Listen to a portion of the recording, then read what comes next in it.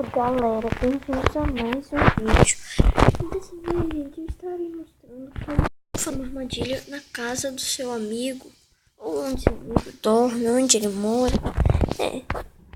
Pode ser qualquer coisa assim, né, mano? Aí, tipo, o cara vai entrar na casa dele. Aqui, ó. A armadilha é assim. Você vai ter que estar no criativo. Aí depois você passa pro survival se você quiser. Aí você vai, desce, vai descendo, cavando pra baixo, vai. Aí quando terminar,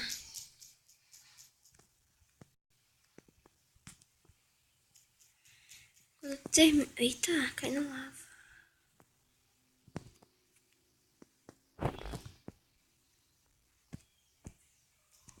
Aí quando você terminar de cavar pro fim do mundo, aí ó, cavei. Agora eu vou voltar.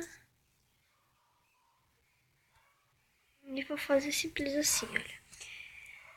Você coloca a porta na casa, aí você fala assim, construir essa casa pra você. Aí quando seu amigo entrar na casa, tchau, tchau, tchau, tchau. Só uma TNT. Aí, ó.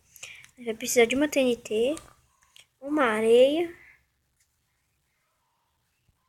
Cliquei errado. Uma areia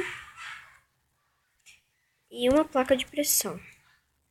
E uma porta. Ou mais portas. E uma placa de pressão. Vou colocar essa pesada aqui. Não, vou colocar leve. Aqui, ó, leve. Leve essa? Ah, de peso, tá. Essa daí. Aí não é que seu amigo vir, ele vai cair assim pro fim do mundo. Aí vai explodir ainda por cima lá no final.